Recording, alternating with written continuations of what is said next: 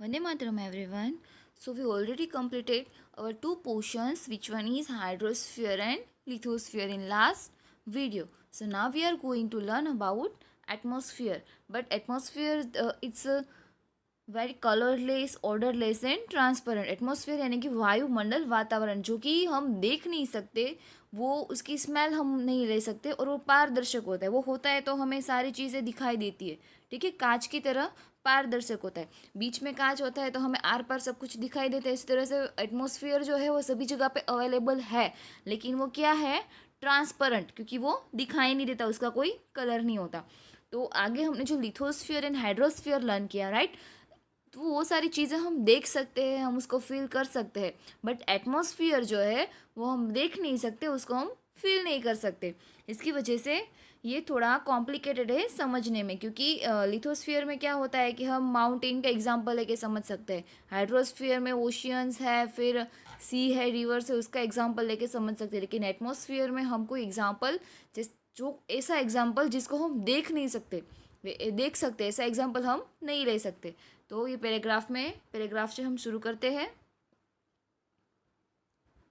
Atmosphere, the sphere of air that wraps the earth from the all side is called atmosphere. यानी कि atmosphere क्या है कि ऐसा एक लेयर है जो हवा का, कि जो कि सारी चारों ओर से जो वायुमंडल को, अर्थ को घेर लेता है, ठीक है। इसकी डेफिनेशन हम क्या देख सकते हैं कि वायुमंडल जो वायु के गोले को, पृथ्वी को चारों ओर से लपेटता है, यानी कि हमारी अर्थ जो है वो चारों ओर से कवर्ड है एटमॉस्फेयर से। उसको हम क्या बोलेंगे, atmosphere. The sphere of the air that wraps the earth from all sides is called atmosphere.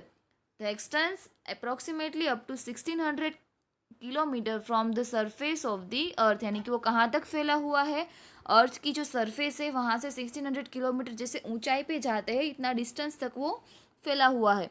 It can not be seen clearly with the necked eyes like lithosphere and hydrosphere. यानी कि हम उसको आंखों से देख नहीं सकते, जैसे कि हम लिथोस्फियर और हाइड्रोस्फियर को देख सकते हैं, राइट। लिथोस्फियर यानी कि जमीन, मृदावरण, हाइड्रोस्फियर यानी कि जलावरण, ये सारी चीज़ें हम देख सकते हैं। तो उसी की तरह हम एटमॉस्फेयर को देख नहीं सकते। Atmosphere is compose of various gases, water vapour, dust particles, smog, salt, micro organisms etcetera. अभी एटमॉस्फेयर किससे बनता है, उसमें कौन कौन सी चीज़ें होती है, कुछ गैसेस होते हैं, कुछ वाटर वेपर यानी कि पानी की जो भाप होती है वो, उसके बाद कुछ धूल के कण होते हैं, उसके बाद कुछ धुआं होता है, सॉल्ट होता है, कुछ सूक्ष्म दर्शक जीव होते हैं, सूक्ष्म जीव, वो उन सब का समावेश एटमॉस्फेयर में होता है।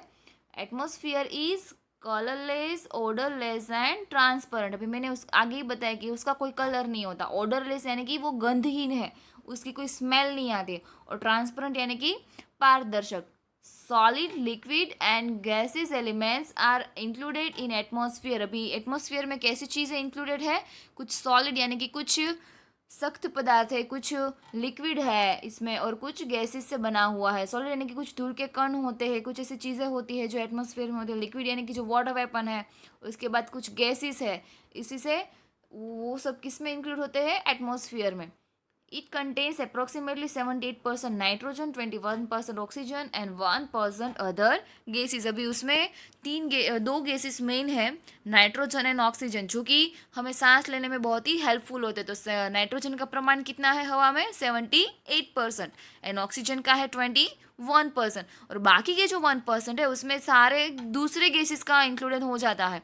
उसमें वाटर वेपन्स आ जाती है, उसमें dust particles, smog, salt, micro organism, उसके बाद carbon dioxide, carbon monoxide, ozone, ऐसे सारे वायु का समावेश 1% में हो जाता है।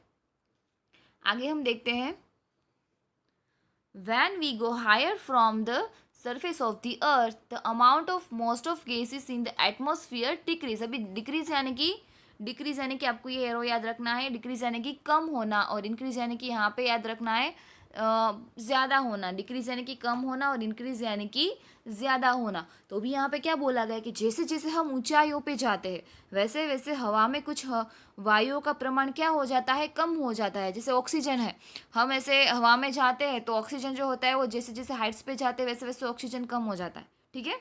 Carbon dioxide gas is very heavy, so it is found more in the lower layer of the earth. अभी कार्बन डाइऑक्साइड जो है वो कैसा गैस है, वो हैवी है, वो भारी है, हल्का नहीं है, लाइट वेट नहीं है, वो हैवी है। तो इसी तरह वो ज़्यादा ऊंचाई तक नहीं जा सकता। तो वो कहाँ पे पाया जाता है, एटमॉस्फेयर के लोअर लेयर में, हवा के लोअर लेयर में। अभी है ओजोन। ओजोन जो कि एक गैस है, उसके बारे में लर्न करना है। Ozone gas comprise very small proportion in the air. अभी ओजोन का प्रमाण जो है वो हवा में बहुत ही कम मात्रा में होता है, लेकिन हमें वो बहुत हेल्पफुल होता है। कैसे, तो देखते हैं। This gas absorbs the ultraviolet rays from the sun and protect the earth from excessive heat of sun. अभी सुबह सुबह जो सन की किरणें होती है वो अर्थ के ऊपर सीधी आती है, राइट।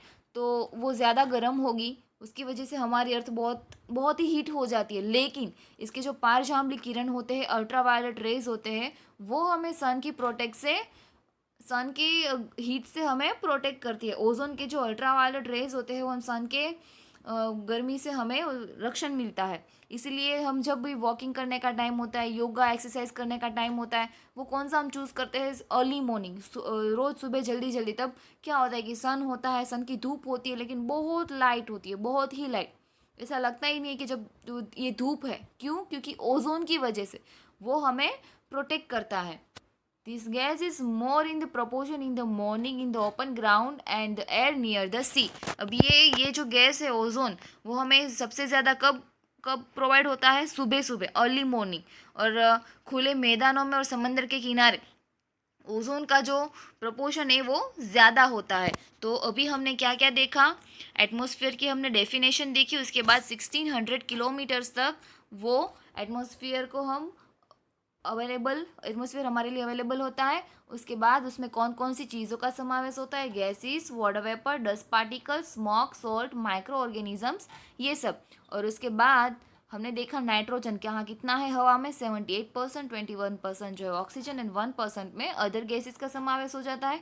उसके बाद हमने सेकंड पॉइंट में क्या देखा कि जैसे जैसे हम ऊंचाइयों पे जाते हैं वैसे वैसे वहाँ पे हवा का प्रमाण, वहाँ पे गैसेस का प्रमाण कम होता जाता है। और कार्बन डाइऑक्साइड जो है वो बहुत ही हैवी है, लाइट वेट नहीं है दूसरे गैसेस की तरह, इसीलिए वो हमें नीचे के लेयर में ज़्यादा मिलता है। उसके बाद हमने देखा ओजोन के बारे में। ओजोन जो कि बहुत ही इम्पोर्टेंट है, क्योंकि वो हमें सन के, उसके जो अल्ट्रावायलेट रेज होते हैं वो सन की हीट से हमें अर्थ को, पूरे अर्थ को प्रोटेक्ट करता है। और कहाँ पे ज़्यादा पाया जाता है, open ground and near the sea, खुले मैदानों में और समंदर के नज़दीक में हमें वो पाया जाता है। तो आज के वीडियो में हमने इतना लर्न किया। एटमॉस्फेयर का अगला पोर्शन जो है वो हम नेक्स्ट वीडियो में लर्न करेंगे। तब तक के लिए आपको अच्छे से लर्न करना है। वंदे मातरम।